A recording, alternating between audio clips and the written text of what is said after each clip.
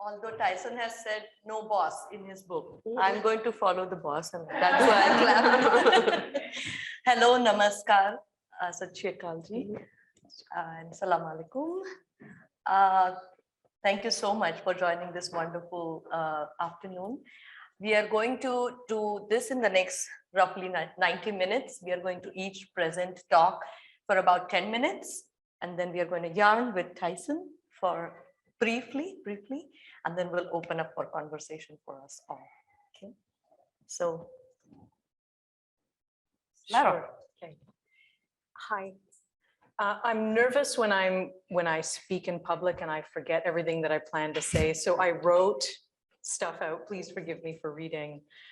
First, I want to thank you, Tyson, so much for bringing us all together with your work. It's such a gift to all of us. I want to thank Charles Powell for organizing this meeting and for the invitation to be here. I want to thank this place, all of the seen and unseen beings and forces here for hosting us and permitting us to gather.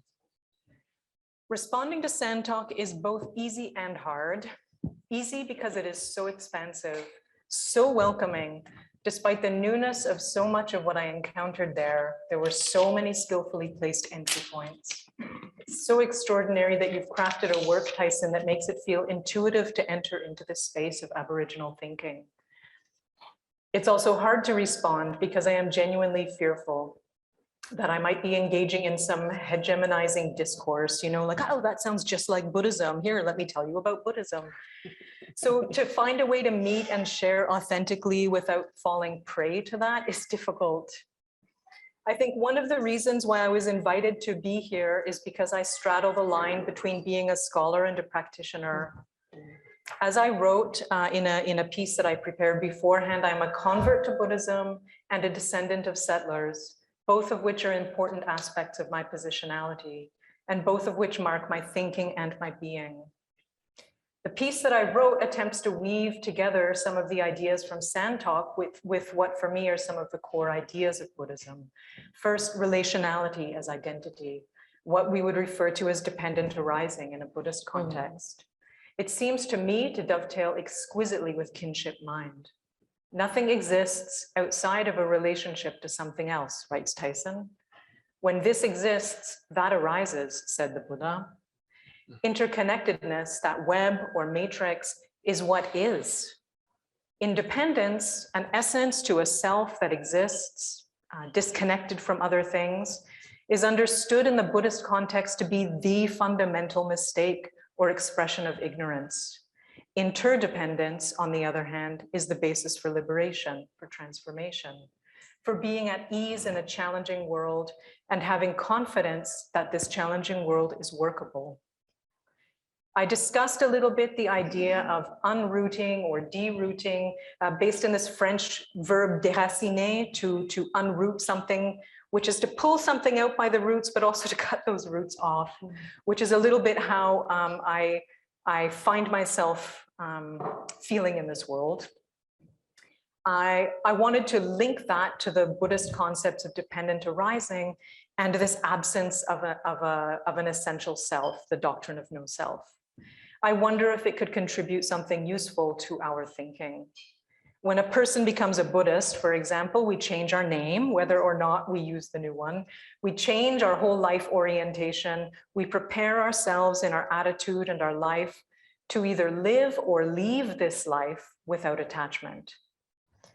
Readiness to change family, one identifies suddenly with being a son or daughter of the Buddha, instead of being a part of the family we're born into, or in addition, I should say, to being part of the family we're born into, and an openness to changing one's homeland.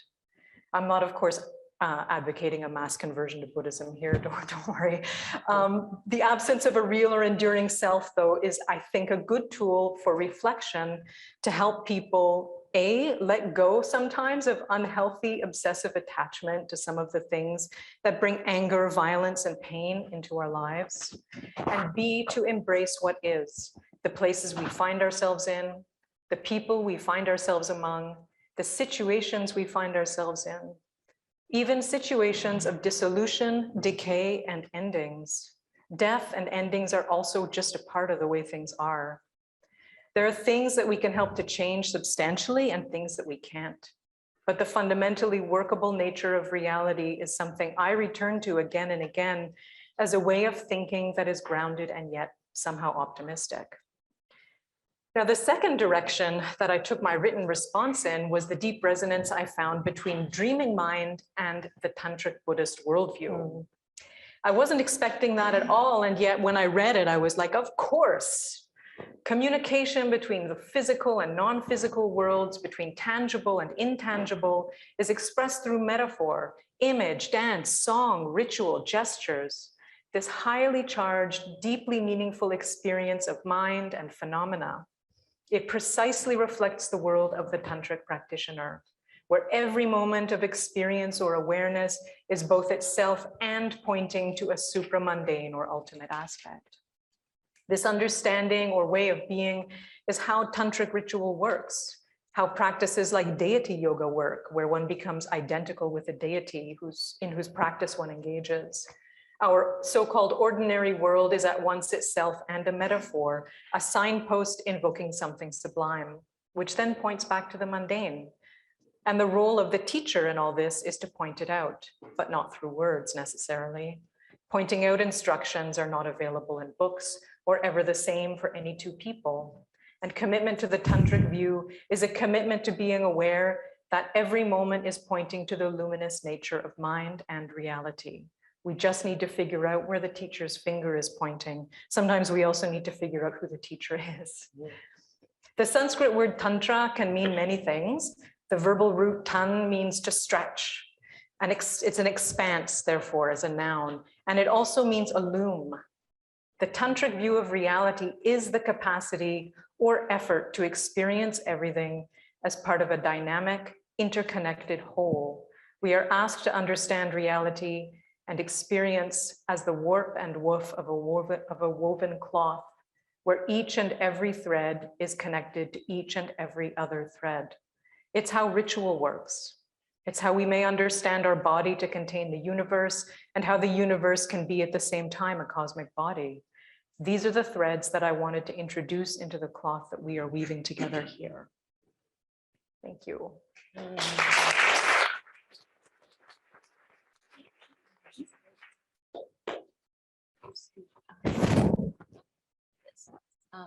Thank you, everybody. I'm also going to be reading.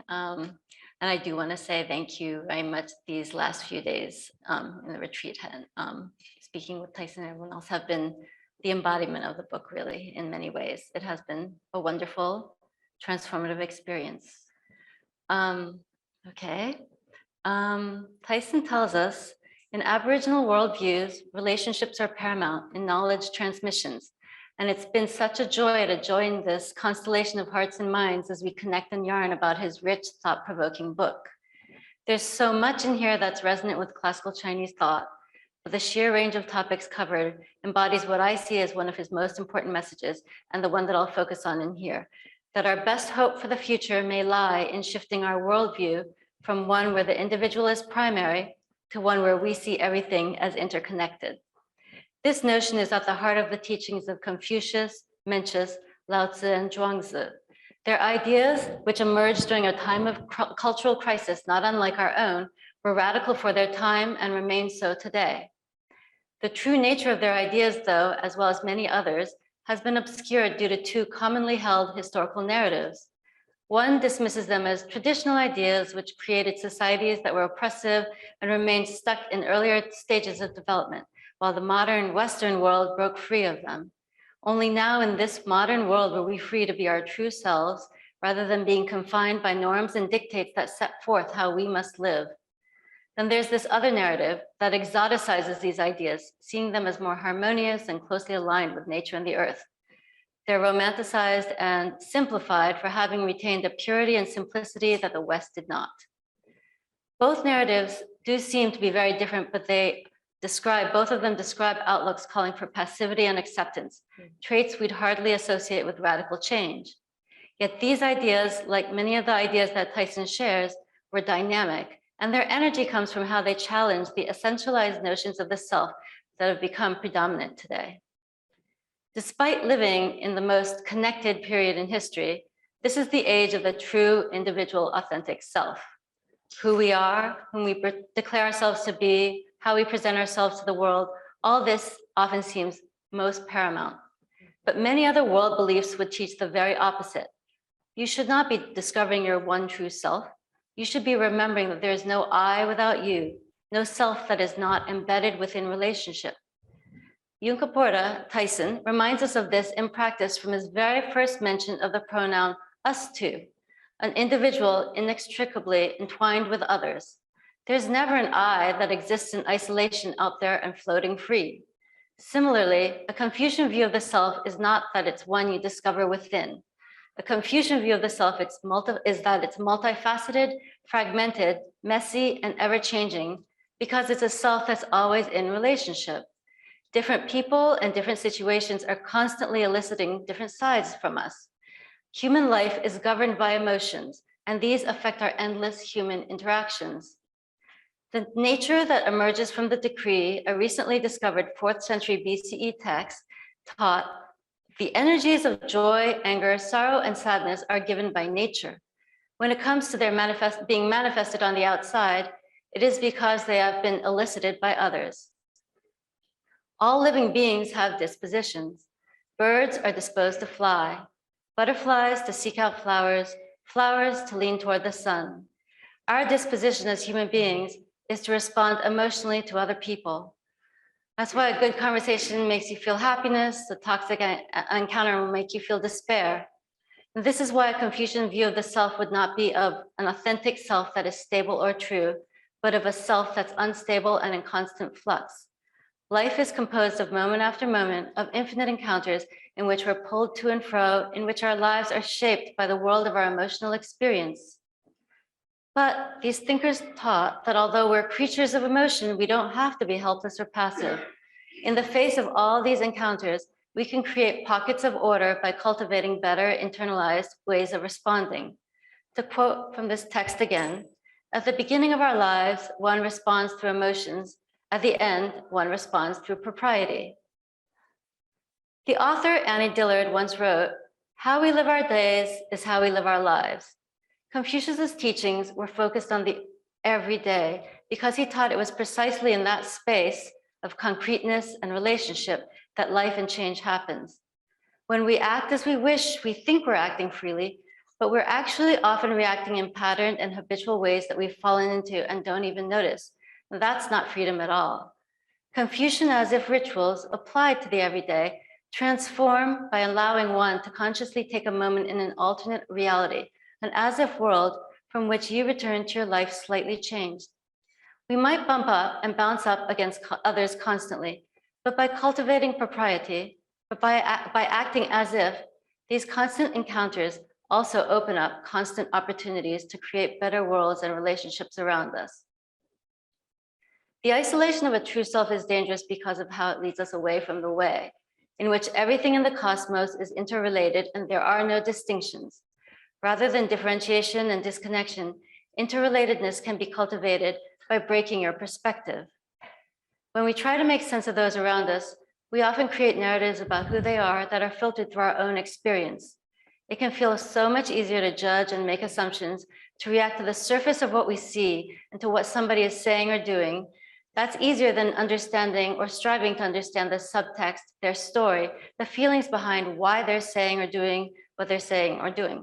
But consider Zhuangzi's famous story of the butterfly. Zhuangzi dreamed once that he was a butterfly, a joyous butterfly doing as he chose. He did not even know there was a Zhuangzi. Suddenly he woke up and then he seemed to be Zhuangzi, yet he could not tell if he was Zhuangzi dreaming of being a butterfly or a butterfly dreaming of being Zhuangzi.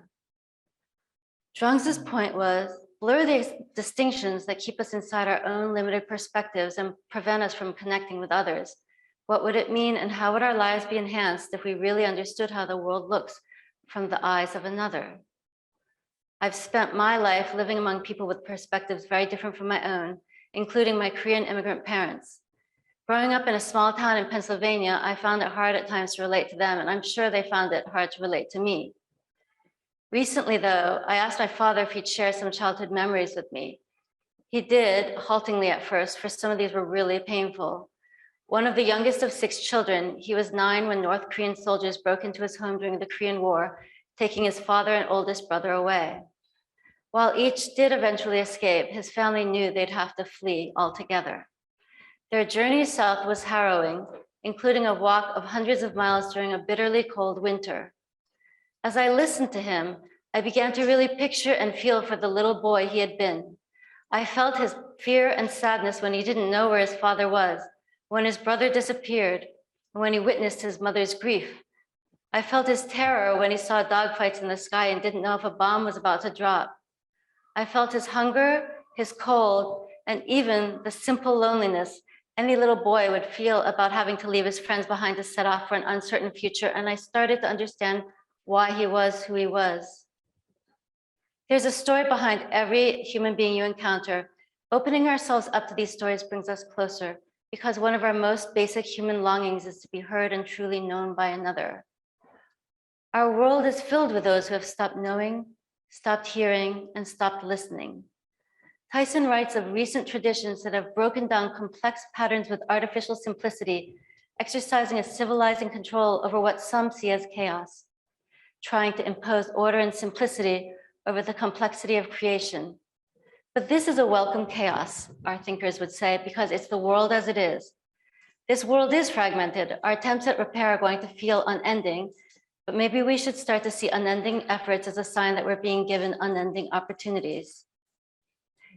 I love how Tyson challenges us to humble ourselves and open our minds to the knowledge he's sharing with us. Opening up ourselves to other ideas and stories in just the way we're doing here is where greater change begins. I'll end with a quote from a Western writer, David Mitchell, who lived in Asia for nearly a decade, encountering numerous things that certainly broke his perspective. My life amounts to no more than one drop in a limitless ocean. Yet what is any ocean but a multitude of drops? Wonderful.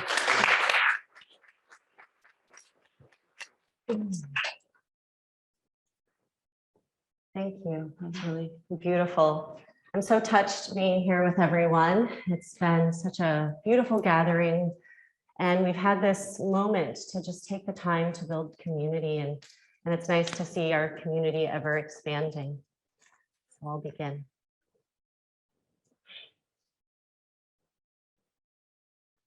I bow to divine oneness, the sound current that enlightens every heart, and pay respect to those who have come before. The teachers and memory bearers, the indigenous custodians of the land, the Potawatomi here in South Bend, and Tyson Yunkaporta's Apalech clan in Queensland, who share with us the practices of yarning and sand talk.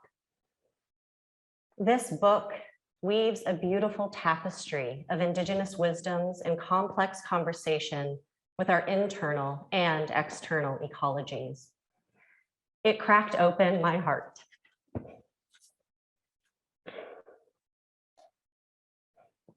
And awakened my mind to the deeply profound, critical, and urgent insights that indigenous knowledge can bring to our current environmental, social, political, economic, and spiritual crises. I'm going to drink some water. Okay.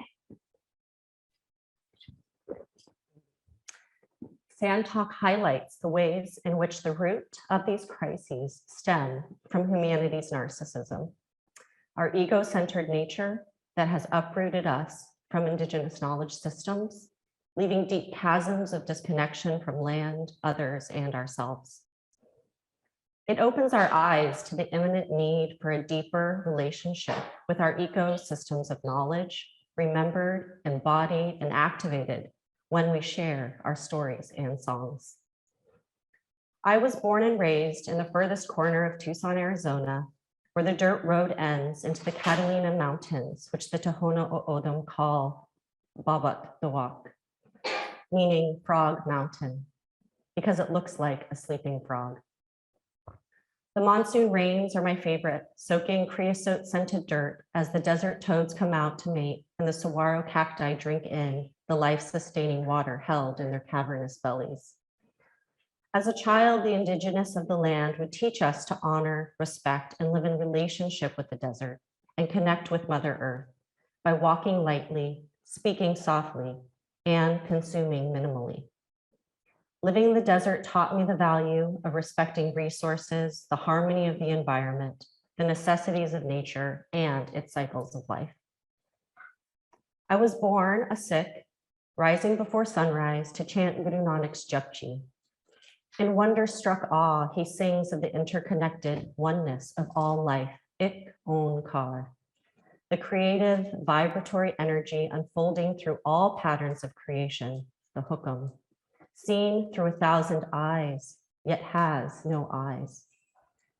At the end of the day, and at times of death, we recite the Kirtan Soila, praising the natural cycles of life and death and the union of the soul with the beloved. We recently recited this song upon the death of my beloved 95-year-old grandmother, who recently passed peacefully in her sleep. As she goes, she takes many of the stories and memories of our family ancestry with her. Texan farmers, ranchers, and cowboys, dating back to settler colonists and revolutionaries of the Boston Tea Party. My mother's parents, first-generation immigrants from Sweden, carried few stories with them, a poor aunt and child drowning under the hulls of the Titanic. My mother's father, a Swedish evangelical pastor, a family of missionaries who continue to pray for our souls damned to hell. Because my parents found spiritual freedom and fulfillment in the Sikh way of life. My family's history is beautiful and imperfect. Stories of resilience and survival, pain and death, harm and addiction, prayer and devotion. I reflect upon how many communities, sorry, excuse my emotions, just these things are, we care a whole lot, don't we? Do not Thank you, I need that, okay. I reflect upon how many communities have lost their knowledge and their stories, wiped out by settler colonization, slavery, imperialism, oppression, environmental disaster, and famine. Yet, Tyson Yunkaporta Sand Talk also reminds us of what remains and can still be recovered. Dwelling in the DNA of our bodies, our memories, our lands, songs, dreams, and stories of our grandmothers. In my 20s, I began learning Sikh drumming and musical knowledge systems from Bible Deep Singh, 13th generation memory bearer, who reminds us that it only takes a generation for oral knowledge to be forgotten. It has to be remembered, shared, embodied, and safeguarded as intangible assets and precious jewels in order to survive through socio-political turmoil, upheaval from homeland, and cultural erasure. I quote him, "I am sharing these masterpieces because as I am giving you a jewel, I'm also giving you the appreciation. Don't waste them. Don't think these are pebbles. As my grandmother said, you must remember the journey we have taken to you. You must not forget the time when your grand ancestor Baba Tahel Singh had a khanda with a sword in one hand, a dal, a shield in another, and a saranda, stringed instrument slung on his back, living in the jungles. This treasure is of the Guru. Save it. Make sure you hold it properly. Don't forget how it has been kept and saved until you would sing. Don't forget the journey." This is the story that was told to my teacher. Bible Deep Singh highlights the importance of valuing intangible heritage, not because they're historical or nostalgic artifacts, but because they contain knowledge of the symbiotic relationship between the spiritual and the temporal realms, reflected in compositions through the melodic movement of rag expressing the time of day, season, and emotion, the rhythm, the tal, enlivening the poetic expression and the insight, intent, and consciousness it brings. While the musicians were initially valued and honored as the knowledge bearers, the vidvans, and the storytellers, the kathakars, who passed on Sikh spiritual insights, lived histories, and practices, due to colonization and partition, the roles became fractured and fragmented. Institutionalized boundaries were constructed, causing much knowledge to be erased, diluted, reformed, and misappropriated with newly created histories. Using a Sikh lens, I yarn with the key questions posed by Tyson Yunkaporta at the end of the first chapter of Sand Talk. He asks, who are the real Indigenous people? Who among them carries the real Indigenous knowledge? What aspect of that knowledge are relevant in grappling with the design of sustainable systems today? Sikh knowledge is connected to the insights, last page, to the insights of the first Sikh Guru born in 1469 and to the land of the people of the Punjab, an ancient civilization dating back 5,000 years to the Indus Valley. Yet they have experienced much loss, erasure, and enculturation due to centuries of invasion, imperialism, colonization, partition, and nationalisms. The question of what constitutes real Indigenous knowledge, where it is stored, and how it can be accessed is relevant to the ways in which those systems are reactivated as remedies to the physical, spiritual, and physical turmoil communities are facing today. These questions are crucial and critical during this tumultuous time when our ecosystems and Indigenous streams of knowledge are being destroyed due to human negligence, ignorance, and self-centered economies, as fear and enmity drive nationalist, supremacist, and isolationist mentalities in the name of self-preservation. When our world is experiencing extreme polarization, how might we yarn with difference, even those we disagree with? How to create a tapestry of knowledges based on different insights and perspectives? How might we discern real knowledge and write stories from those forms that have been diluted, misappropriated, invented, and diseased? Tyson Yunkaporta states that, I quote, authentic knowledge processes are easy to verify if you are familiar with that pattern. Each part reflects the design of the whole system. If the pattern is present, the knowledge is true. As Tyson awakens us to Indigenous wisdoms, we must also acknowledge our disconnection to the people, land, stories, and knowledge systems due to our own complicity, negligence, greed, and desires that have led to catastrophic losses in the natural world. By connecting Sikh and Indigenous eco-philosophies, we may transform how we relate to one another as part of the greater whole. Rather than just observing from the outside, we can expand our closed system thinking by being in relationship with our interconnected, self-organizing, and self-renewing systems. We can co-create stable and harmonious systems through mutual accountability, collective responsibility, reciprocity, and generosity. By processing our grief and trauma through rituals of mourning, we may surrender our self-centered ways, acknowledge our separation from the divine whole, and proactively engage as custodian warriors of the natural world, because as Yunkaporta reminds, I quote, everything is sentient, contains knowledge, and deserves respect.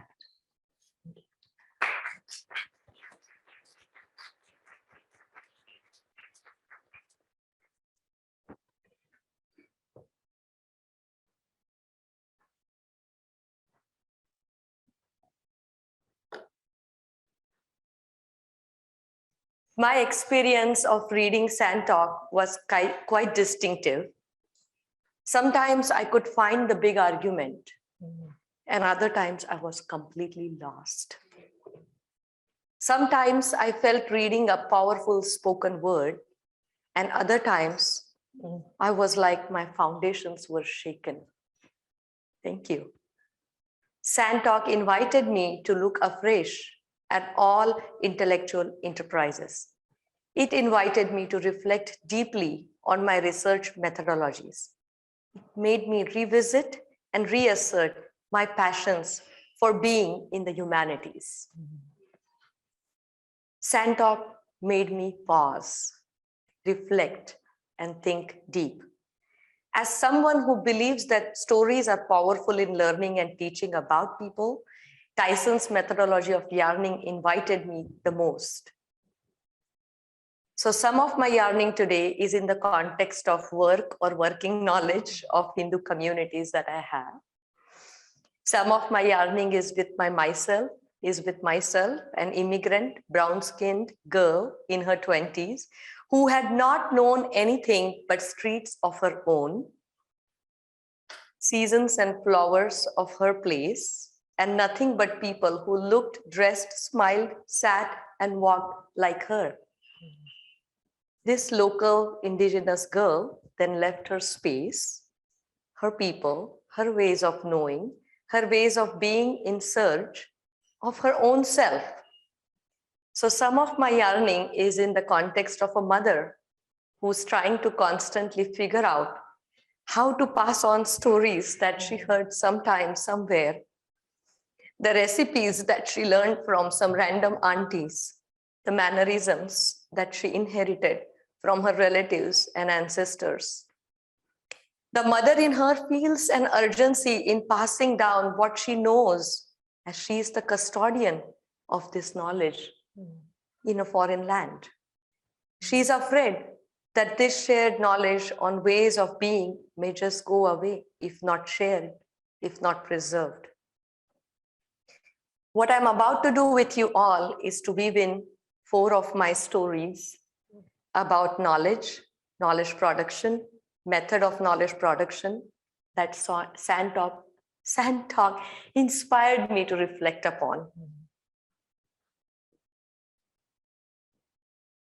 My dear friend and professor from one of the universities in Calgary had invited me to do recording yoga chants during one Canadian summer. And during my stay, he took me to Tsuut'ina Nation. He was working on compiling Tsuut'ina dictionary, and he had special access to the reservation. I could see dirt roads, haystacks, and large open lands on our way as we were going there. And I was reminded of my grandmother's village in Pune, India. I felt extremely familiar and home in the land which did not belong to my ancestors. I felt like I had known this space forever. I saw a teepee with some designs on it. To my Hindu eyes, they looked like geometrical rangoli designs that my grandmothers used to make to consecrate the land and front yards. It is to ward off evil and invite good energies. To my eyes, I was very curious to know more about the meaning of patterns on this teepee for the Sarsi or Tsuut'ina people, and I felt comfortable asking questions about it to the elders because they were so warm so far. However, they did not open up about what those symbols on teepees meant to them. In fact, they were not willing to talk about it with me. It wasn't just about me asking questions or them avoiding answering. It was about how much knowledge can be articulated in words, and then how much can be shared with someone who just arrived from somewhere. Knowledge evolves in a context and with a purpose. Perhaps the reasons for their silence were clear to me as I read Sandtalk. Tyson, you say, in indigenous world, you can't push people to share knowledge. You just accept what they think you're ready for.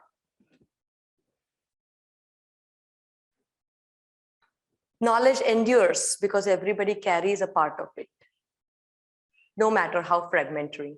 From my memory of visit to Tsuut'ina Nation, now I invite you to travel with me across the globe to India, not to India, which is the land of information technology and all the malls, but to the land where people have been living for ages with notions of embedded ecology, interconnected networks of communities, and organically interdependent ways of knowing and being.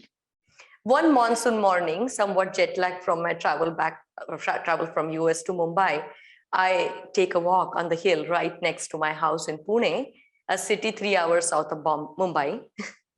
We don't know how to say Mumbai yet. We were born and raised with Bombay, and somebody told us just say Mumbai. Someone tells me that this hill is called Pig Hill, as a bunch of pigs and perhaps bears have lived in this hill for many years. This Pig Hill sits in the middle of the city. This hill, especially after the first few rains, calms me down from the buzz of city life. I'm drawn to the hill and I want to check out the hill. Its animals, plants, and life world. I commit myself to walking. I reach the top of the hill in no time.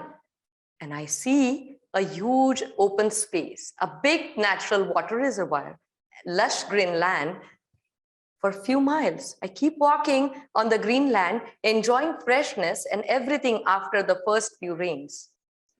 At one point, I'm greeted by a couple of 100 sheep with a few shepherds, one horse, and a guard dog. I see the colorful clothes of the dhangars drying on the temporary clothesline. I see the leftovers of smoke traveling to the sky from small makeshift mud stove that the shepherd woman must have put together to cook their meals last night. The shepherd stands still, looking out far away, holding a stick with both his hands behind his neck. He tells me that the sheep will stay in that spot for 2 nights before leaving for next destination. This shepherd belongs to a pastoral community of dhangars. After the monsoon, when the grass dries up, dhangars travel eastwards in Maharashtra in search of grass to feed their cattle. During their travels, they stay on farmlands in different villages. Their sheep pen in those fields, provide valuable fertilizer, and the dhangars get paid in cash or kind. During their journeys, the dhangars also sell wool to their sheep and another community called sangars, and then sell the woolen blankets made by this community to the farmers. This symbiotic relationship of interdependence has been their tradition for generations together. I can attempt to sample, label, categorize, and classify sets of data gathered about dhangars and write a book about it, or 2 books about it. It's interesting to note that I did not learn about dhangars in any of my history textbooks or even my language and literature classes. It was as if these people did not exist and were not part of the knowledge production. Like with the indigenous communities, Hindu world is also layered and complex with years of migrations, immigrations, histories of colonialism, trading, and so on. So the search of authentic Hindu identity or voice is troubling. Whose knowledge of Hinduism is authentic? Who has the right to be custodian of that knowledge? I agree with Tyson that our knowledge endures because everybody carries a part of it, no matter how fragmentary. Our knowledge endures because we are all custodians of knowledge and not owners of it. We are part of the creation of knowledge, and it is a process rather than an event. We co-create knowledge as we figure out our lives together. But who is this we? From a dharmic perspective, every living being is a part of this constant creation. Every living being plays an important role in keeping the system of the universe or dharma going. Dharma means that which holds, the principle that holds the universe together. And the grand narrative in the Hindu worldview is that the universe can hold together only if each individual in it follows their assigned dharma or assigned moral duties. For a universe to sustain, then each individual must realize that they are part of a bigger system and that their behaviors, choices, and actions will have consequences for the entire universe. So now I want to take you to my next story. This comes from my field work about Hinduism and trees, ecological embeddedness. One afternoon, I was trying to find my way through a traffic jam caused by a Dattatreya shrine in the middle of city, and I see this Audumbar tree, the cluster fig tree, and a banyan tree. And here is my conversation about the shrine. I ask Arun, name is changed, how did this shrine come about? Arun says, I completed a high school diploma and I was working on a daily wage basis. I lived in hut with my wife on street. you won't believe this, Tai, but there was a time when I had to look for leftovers of food to survive. I worked quite hard to make my ends meet. A friend advised me to plant these 2 trees and to take care of them. Now I earn enough to make my ends meet. You see, this tree offers people a lot of things. If you make devotional offerings to Audumbar tree, you find rightful paths to address your difficulties. Arun's story illustrates that the trees for these devotees are not just an object there. It is the giver of life and prosperity. The tree can become giver for Arun and for Hindu universe. I will just end. So what do we label as knowledge and how do we produce it? For the Dhangars, the generations of experience of walking eastwards, avoiding the rains and trading with local villagers counts as knowledge. For the worshippers of trees, the association of a specific tree as a protected tree counts as knowledge. For the readers of Guru Charitra, I didn't get time to talk about this, the ritual processes that go along the reading activity of the text, the suggestion of conducting the reading by some parent, some friend, or someone who they consider as a wise person counts as knowledge. This spectrum of the process of production of knowledge is very large, from engagement with the printed word to a journey on foot for 1,000 miles. All processes of productions of knowledge are organic and evolving in the context of their changing life worlds. Thank you.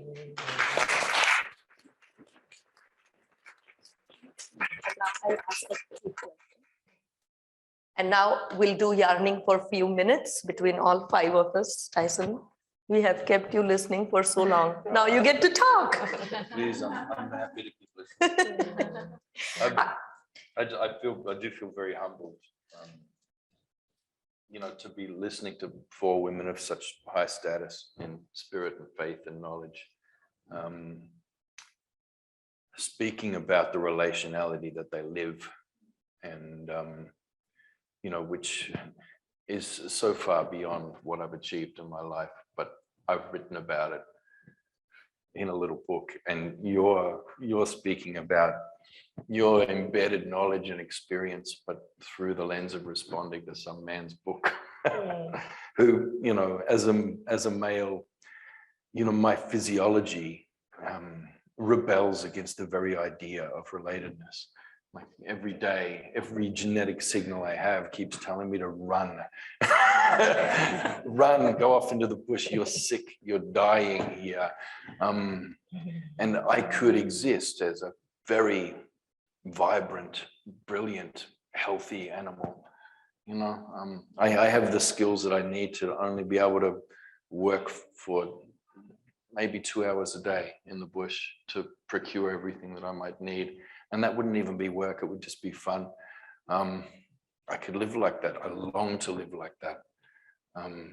But there are no women who want to do that anymore. That the infrastructure of our economies, which are interconnected communities, because it's not just individuals who need to be in relation, it's communities. You can't have one tribe still living in the bush somewhere on their own, because they will die. That's why people come in from the Amazon every now and then and join civilization.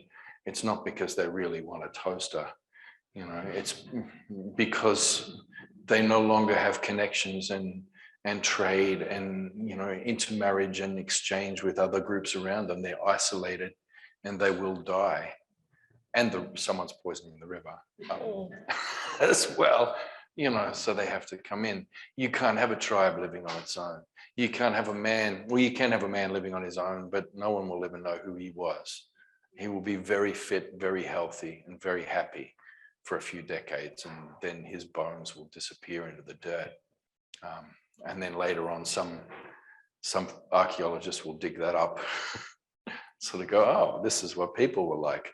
Yeah. I don't know. It's there's always a struggle. It's this dyad, individualism and collectivism. And they're not two ends of a political spectrum. They're two sides of a coin, and they're inside all of us all the time. And as an Aboriginal man, I want to go. Many men have, you know, many men have and many men do and are, but they're doing that on their own. The danger is when enough of those band together and form a community of their own, of men living the way they want to live. That's how Rome started. If you look into the foundational myths, and it isn't long before those men, if you follow the story of Rome, decide that they need women. And then they go and abduct some. In the Romans' case, it was Sabines and others they abducted, and they built their civilization from there. It's you can't separate. I need to go to the bush, you know, for my health, for my soul to survive. I can't. I'm still a boy in my culture because I can't be initiated. I'm able to be initiated beyond my own tribe. Those initiation grounds had a swimming pool built on top, so I can't get initiated in my own clan anymore, but I can be initiated by other mobs that we're connected with. But that would mean going away for 3 to 6 months and just ignoring my domestic obligations at home, which I've had for about 30 years, child rearing obligations and obligations to spouses. I can't ignore those things. So it means I have to remain a boy in order to meet my relational obligations and accountabilities that I struggle with every day. And I don't win, you know.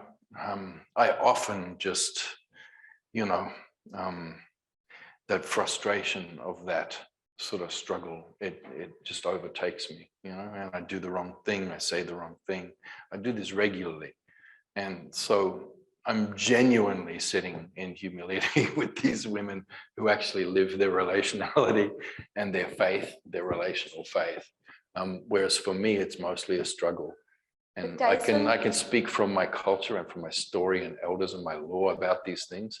I understand these things, and these are the things that hold me in a city where I don't want to be, and in a role, a social role that I do not enjoy and that I feel damaging me. And those things hold me, but I'm not doing them well. Yeah, but women do these things well. And not all women, but these women do. Thank you. Thank you for those really powerful words. Tyson, what I think this is a teacher in me, okay? This is, I don't know, scholar or whatever, but teacher. I'm most drawn by the yarning as a methodology. Yeah. And the books, for those of you who have seen, read, it's not a book to read, it's a big book to see. It's a book to, you know, process. You need the visuals. You have those visuals in there. You yarn with so many people, different people, not alike. Each chapter has different, and you make those things as you yarn, right? So as a teacher, I am trying to think, how can I make more impact on my students using this methodology? And I want to hear your words. I've never been to a yarn like this, the one that you describe. Now you have taken me enough on in the book through your visuals and everything. Can you talk more about what a yarn is like to our audience? Can you take us there? A yarn is messy, a yarn is fun, a yarn is serious. It can be anything. But what it is mostly is being of one belly, you know, not of one mind, but of one belly. That's your proper mind there. It's any act where people get together to talk or listen or anything where, I don't know, you're usually all looking not directly at each other, but at an angle sort of to one space, sort of there. And as you go, that space just sort of fills with all the belly, spirit and thought of everybody. You end up with just a collective one mind that's there. Just like I said, there's that dyad, two sides of one coin. You are still a fantastic individual, but then you're also part of a collective conscious sense-making entity that's there. And there's lots of thoughts and ideas on how to make this happen and what protocols to have. And you'll hear a lot of people saying you have to sit in a circle, but traditionally, no, it doesn't have to be a circle. I think a lot of people do that and then want to take turns speaking, going clockwise around a circle, and that's not really it. You know, you might say that we can't do it in this manner, elevated here and a line of people and everybody there. But no, it doesn't take much for people to, I mean, you could do it in this shape. I've seen old men do it with their backs to each other. And, you know, it's about creating that common space, like that third space of spirit and knowledge that you build together. You strengthen that relatedness together. You build, there's a foundational knowledge where you build on what others have said. You don't contradict other people, or like you don't debate them. It's never a debate. You know, we might be of completely different stories and ideas about the same thing, but those narratives have to sit comfortably alongside each other, and both are true at once. Yeah, multiplicity of views. It's like if you were all standing, so if we were all lined up along the beach now and we were looking at the moon, full moon reflection on the beach, on the ocean, like you would see it by the rocks, and you might see it out by the breakers. I might see it over closer to the cliff because of where we're standing. And each of those stories is true. But then the bigger truth is when we get together and we arrive at the conclusion that the moon's shining on every part of the ocean at once. And that's really, in the end, that's not even the moon shining. That's like, you know, reflected sunlight. That's like Anekantavad in Jainism. You were talking about knowledge production earlier, Nirinjan. Yeah, it makes me think about, the concept she's referring to is this idea of multiplicity and how we can have many different viewpoints. So the ways in which we might relate, you know, thinking about us being within religious communities, the ways we relate to God and seeing God in multiple ways and through multiple eyes. But when you were speaking about interconnectedness and this process of yarning, it's making me think of the slow pedagogy process. It's a slow learning process. It's a process of creating relationships is not easy. It's quite difficult, and staying in right relationship with ourselves, with our communities, with others. So that constant labor. And you had talked about it being a process and connecting with this concept of love, that it is, why do we keep going? Why do we keep trying? And there is this sense of love being at the heart of it. And to me, it seemed in contrast to, or it's a solution to the closed system, individualistic thinking you've been talking about. Maybe those are reflections, but if you could speak more maybe about. I don't feel like there's very much going on inside of us individually. Like I know we all do our self-work and our inner work, and we long for solitude to work on these things, meditate on these things, do some breath work, past life regression, and we want to do all the things. We want to, want to brush ourselves off with a feather and I don't know, massage, whatever, all the self-improvement stuff. We want to actualize ourselves, but I don't think there's much going on. You know, there's a lot of biological processes that keep it all going, but I don't even think our thoughts are inside of us. I think there's chemical processes that happen in response to thoughts, but I think our thoughts, knowledge, and everything that we are is actually in our web of relations, and it's sitting in between, you know, us in our pairs. And then the way those pairs link together, and it's in our web of relations. All of our thoughts, our knowledge, our strength, our spirit, everything else is in there. Which is why I think I'd be more healthy. If I ran out into the bush and just started living properly on my own, but I wouldn't live for very long because I wouldn't be anything. I'd be like an ant that went away from its nest. And it's strong, I can lift 50 times its own body weight, but so it'll just die.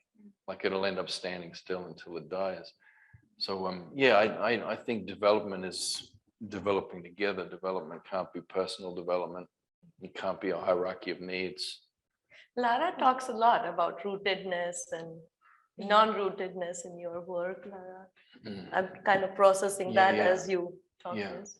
Yeah, it's really making me think about one of the big questions that came up for me with your work was this sort of journey towards interconnectedness. And for me, it felt like at least the angle you were coming at it from in the book is through kind of discovering our rootedness in place, in community, in all of the many beings around us. And for me, my path towards like discovering this interconnected web and doing this through the Buddhist path was through unrootedness and uprootedness and finding nothing there, which is exactly what you were just saying.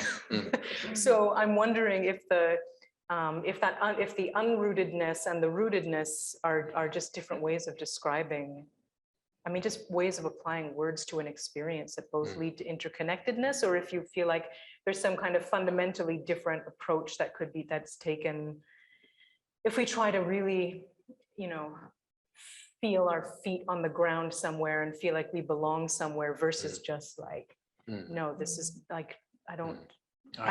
It's there, and I feel like it just emerges when we have these yarns. Yeah. In the last few days, I'm sad that you missed those, but we had things that I would call yarns where they emerged and we spoke and together, and we formed something of a thesis, I think, or a series of theses that will demand that we do more work together in the future. We're not going to be able to not produce a lot of written work and spoken work. And I think that's what happens. It's just emergent in that way. I mean, I think a lot of us, we have to live in a survivalist kind of ethos just to survive the systems that we're living in. So we do have to follow Maslow's pyramid, but it's not really true. It's not safety first. So, I mean, if you get cut all of a sudden when you're cooking or something and there's an arterial bleed and it's gushing, the first thing you do isn't even stopping the bleeding. The first thing you do is, oh God, Jesus, please, Muhammad, save me. It's spirit first, it's the first thing you say. So I don't know. I just, you feel it in the yarns. We build something together. And, we did something, we did not do something. Going back to Carolyn's paper, somehow that has stuck with me, and it's so powerful. So you talk a lot about orality, language, culture. During our yarns, the way you talk about communication between people, which is something that I'm really fascinated by, and describe that what we build, that third entity, was really amazing for me. And then also, as somebody who really values the written word, but also sees the pitfalls of it, I was really open to the beauty of oral transmission of stories and knowledge.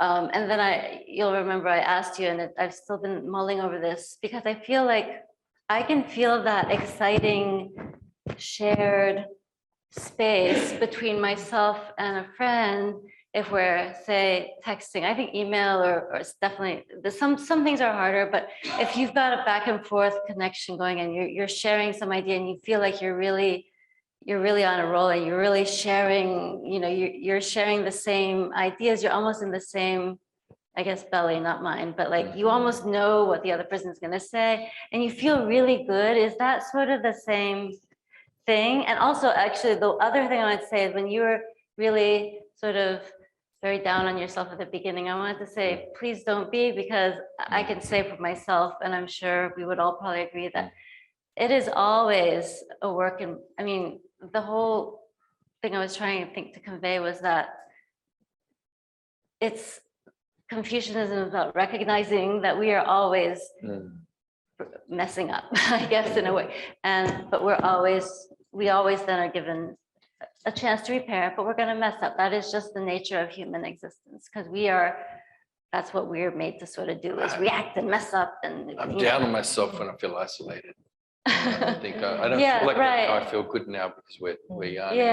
Yeah. We've got one belly Oh, happening. yeah. But I all know. I can feel if I'm sitting at the end of a table on a stage and people are Oh, yeah. No, that reading makes their sense. individual stories Yeah. like from laptops, I'm like, No, that just- makes sense. I'm alone in the world. I can hear my son screaming at, I don't know what's going on. And but so I feel no good, but I feel really good now. Oh, good. Completely changed my mind on everything I do. It's great to be male. Yeah. But that's building that is that love or that shared, that feeling of communing with somebody else. It can happen in so many ways. I loved what you said, and maybe you can share it again about how your father could say one word and then it conveyed so much because there's so much nonverbal. It's not just verbal, it's not just oral, it's certainly not written. This one, we do communicate so much that is not even through our written or oral language. That's how we sense so much more than we realize. Yeah. And the way you put that was so beautiful. Yeah, but there's so much that's contextual. Yeah. And I'm out of that context so much now, especially the last 3 years. And very much so since Megan and I got together and I've been living in the city. I don't get home very much, a couple of times a year, and it's usually for funerals. So it's gotten to the stage where if I eat dugong or turtle, that it just makes me start crying now. And they used to be my favorite meats, but I only associate them with funeral feasts now. So Dad's there, he's still living it, he's still got that context. And then I come in and it takes me a while because he says something to, I think the example I gave you was him saying, Pulwayaka to me. And I don't know what that's going to mean. Pulwayaka, that's like so Pulway is your father's side totems. But which one is he referring to? Is it, is it a brolga, mudshell, black cockatoo, dog, whirlwind, lightning, hands, feet, legs, blood, urine? He said, Pulwayaka means I go to the toilet. Because urine is one of our totems. I know that sounds weird to some people, but it's a totem for me. I often say this when people are talking about their spirit animals.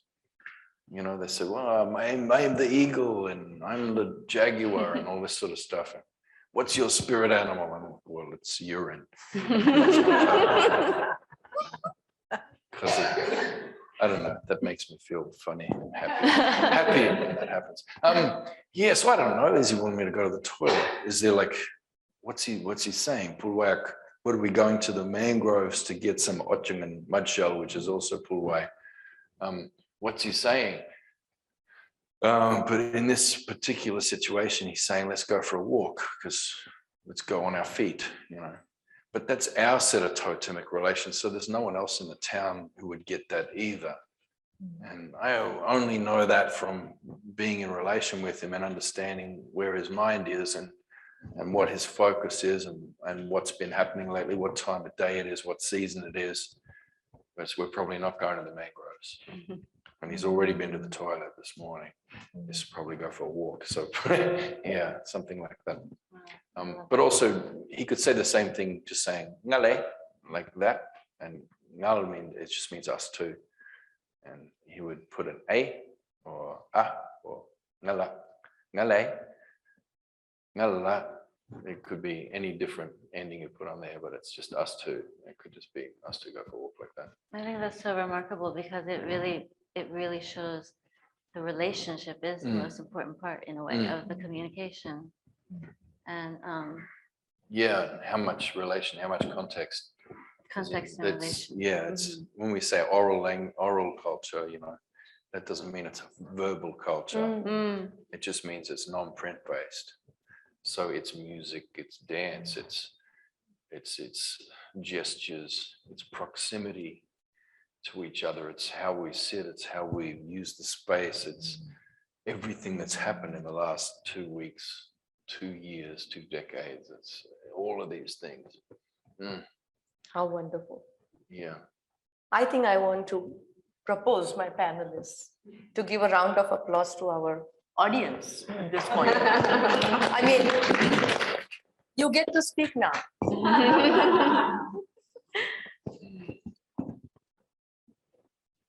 Thank you very much. So I'm trying to formulate a, okay. Oh, sorry, it's Anand Rambachan. I teach in the religion department at St. Olaf College in Minnesota. So I'm trying to formulate a predicament with your response.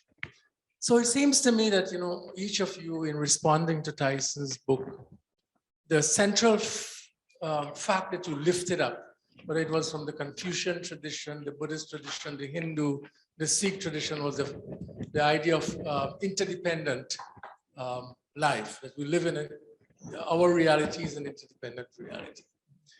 Now, it seems to me that interdependency is a fact.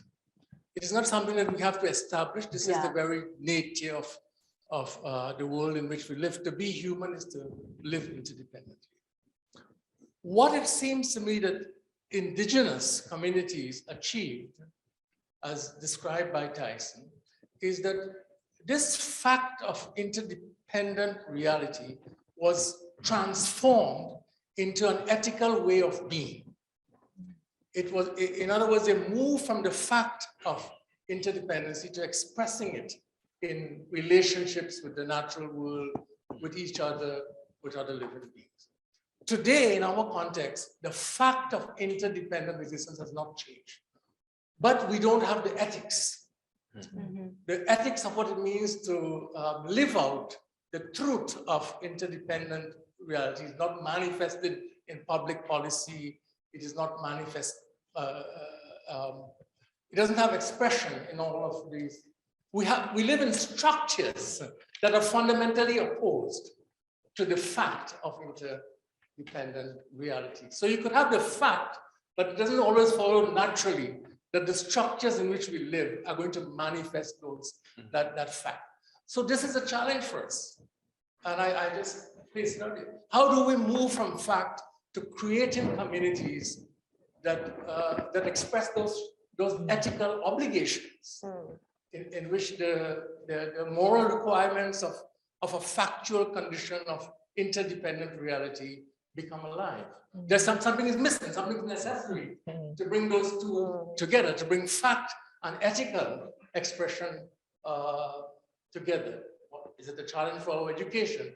Is there a challenge at the political and structural level? Because the fact is no longer manifest in the way in which we are, in which we are in our being.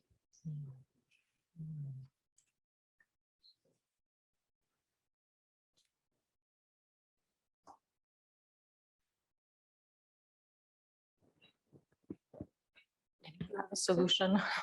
I'm processing. That's the thing. We're always trying to solve for complexity. That's it is amazing that that interdependence and the complexity of that is a fact. It's one of those laws. Uncle here talking about those laws of physics and laws of nature. And he told me a story last night for it that really helped me to see that in a really special way. But I mean, so these are a fact. These are facts, and they're there. And most of the world's population is still holding on to at least fragments of a community and a way of being and an ontology that lives within that reality. There is a tiny minority of the world that lives in a different way, and that is the economic system and the calendar and the everything else that's imposed globally. So the rest of us have to live kind of in reaction to that while holding on to something else. So for the future, I just sort of see that moving on, and most of the people in the world having enough fragmentary knowledge of what's real to be able to continue forward, and just have some kind of return to that reality. But yes, that's real. That's the most important thing, that interdependence is real. And when I started talking, the main point was, there is a northern hemispheric sort of very recent tendency to deny that reality by trying to solve complexity.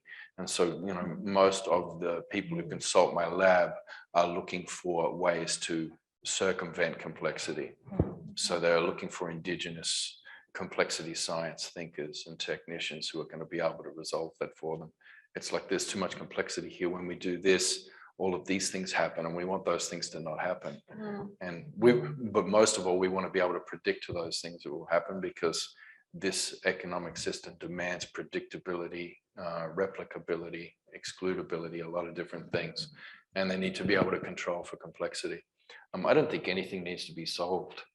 Like, we are interdependent, and we're in an interdependent universe, and that just is. I think you talk in your book somewhere, or I'm making this up, let's see. I mean, this idea that we are, you know, trying to create world as one machine. That means you bring it with specialized knowledge, and you also talk about in your writing. In some ways, I want to connect, Anantnathji, with your, you know, there is interdependence, and there is that, it's there, it's out there. But we want to create everybody now alike in terms of our education, in terms of our standards of what is best, what is moral, what is, and there is that disjunct. You see what I mean? And so in some ways, this, you know, obsession for calling one thing as knowledge, one thing as the knowledge, is in some ways it's related. It's not an answer in any ways. I'm processing your question or comment, but I think there is something to be unpacked there. I think what you're saying is what I was thinking, is that we have come to see some things as so universal and right in some way, and actually what we're learning is that no, these things that we think are the way things are supposed to be, they're not the only way, and this is not the only way to be a self, and this is not the only way to educate or to learn or to raise your child or to, you know, live, work, etc. And in little bits and ways, I feel bringing people to awareness of that, of these other ways, sort of like they don't know they're wet when they're in the water, so you show them that they're in the water, and then after that you show them there are other ways they can be. And once who said it this morning, or somebody said, once you can't unlearn something once you've learned it. I think that is sort of one of the keys, and then from there you just see where you can go. But you know, it also depends on what sorts of things you're talking about, because I know there are some structures and impediments to interdependence. There are also others that are not, and people, like, there's some families, they're immigrants in the States. I think Brazilian families will live in, a lot of them that I know will live in three-floor houses. They're continuing to live as interdependently as they can, even within a country which does not promote it through social, you know, policy, et cetera. So there are all these little pockets of ways that we can do what we can in all these, you know, in little ways and big, and eventually maybe some of it catches fire and maybe it doesn't. But I don't think it's, you know, really anytime soon that we're going to see some sort of great overhaul in this country. But I think it is always worth looking at other cultures and countries and seeing how they're doing things, and seeing what can be applied or adapted, and what can't, and learning from them, like we are from Tyson, in an incredible way.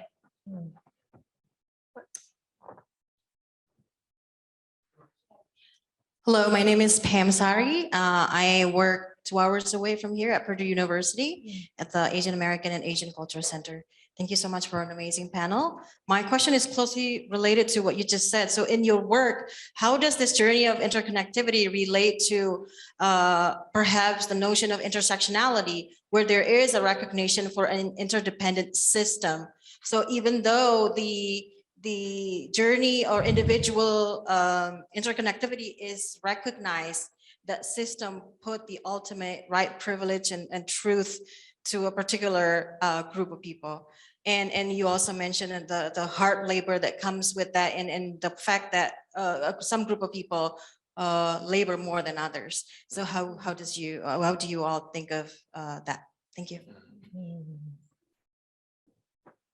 I frame things that way all the time, and I find that I never have less agency than when I'm doing so, because what I'm always doing, if I'm doing that, is I'm framing my existence in relation to the hegemon,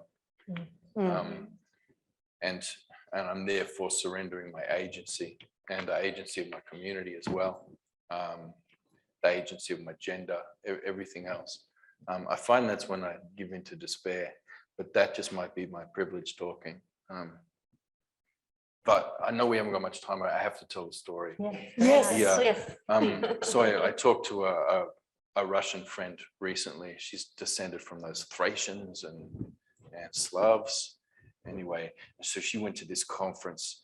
There's a conference every year somewhere on this island, and it's complexity scientists and complexity thinkers and systems thinkers and all those guys, you know, and it's a conference, but they don't organize anything because they're committed to the idea of emergence, that there'll be a big room and there's like 500 people in it, and that the lectures will happen.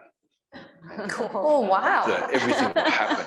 And usually it does. And they have like 15 or a dozen complexity thinkers. I was invited, except it was in Austin, Texas, and I didn't want to go there because that's where good ideas go to die lately.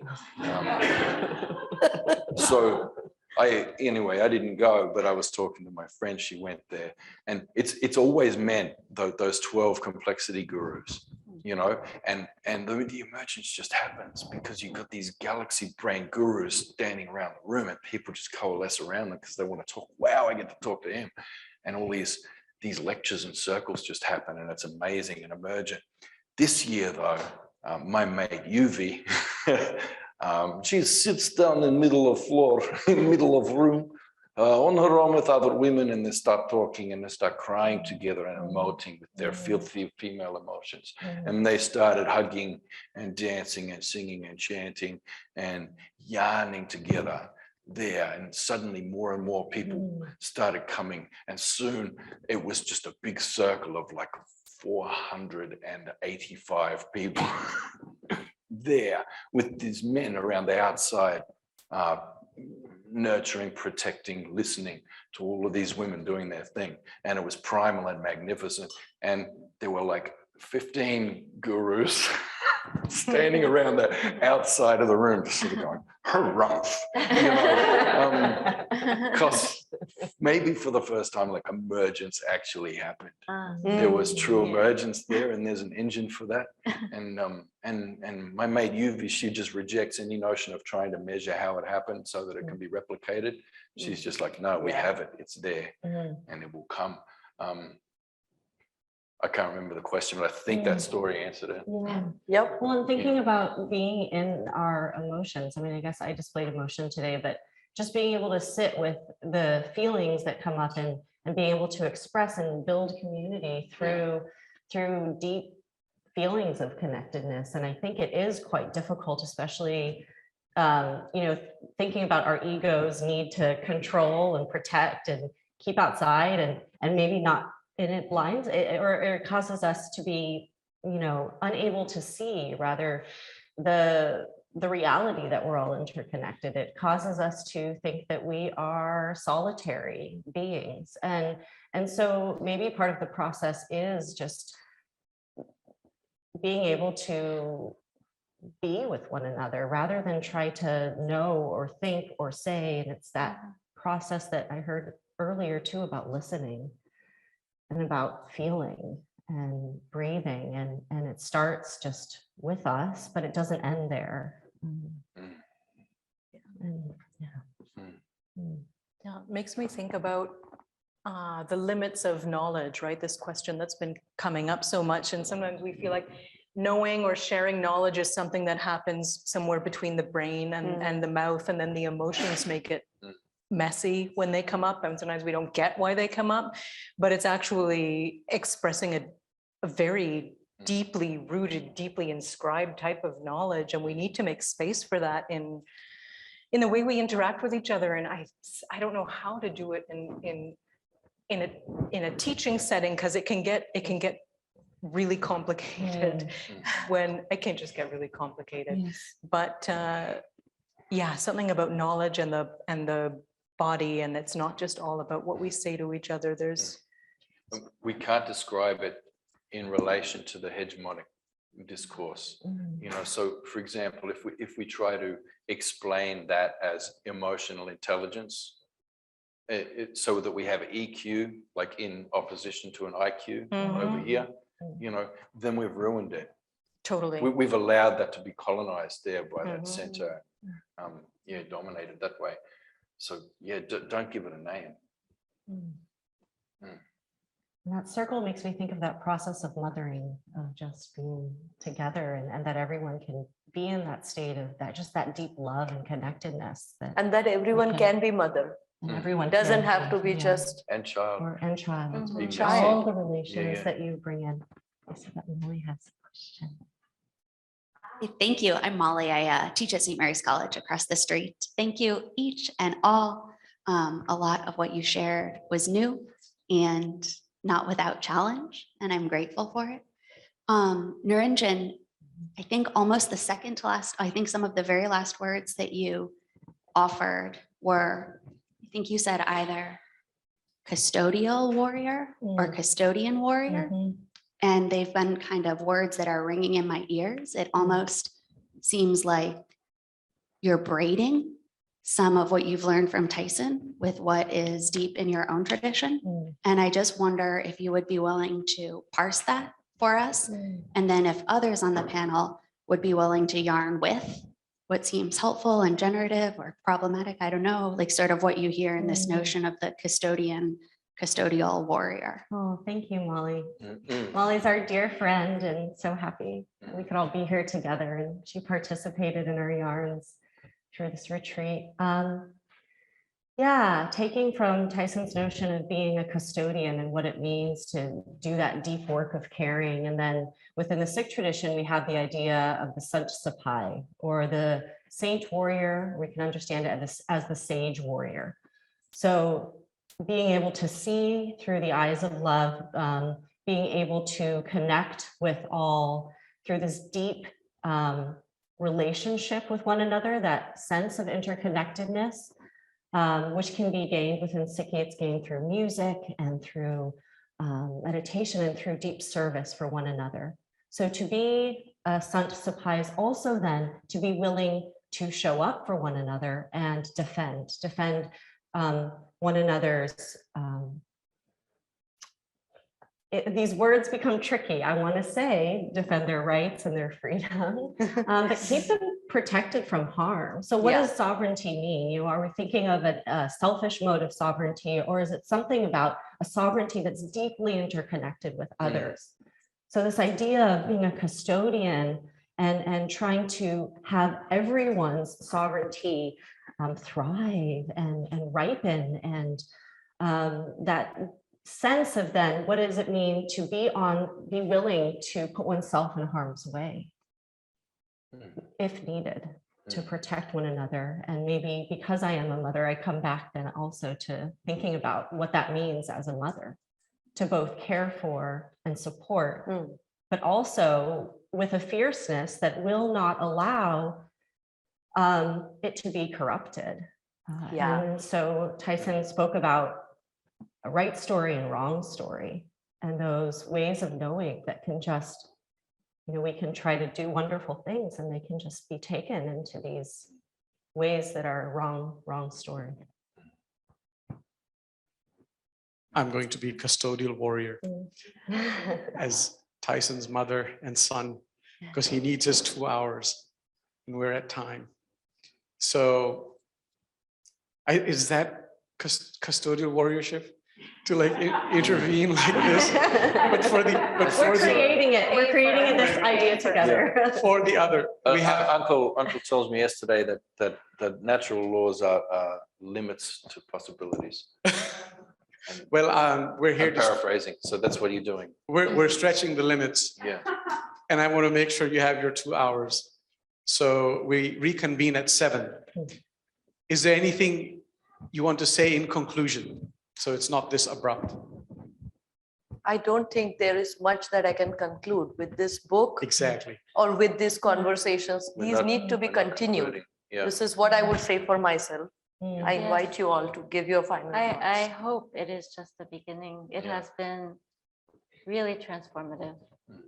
And For I sure. do keep. Yeah. Thank you so much, Feel like Tyson, we're barely. for sharing your knowledge.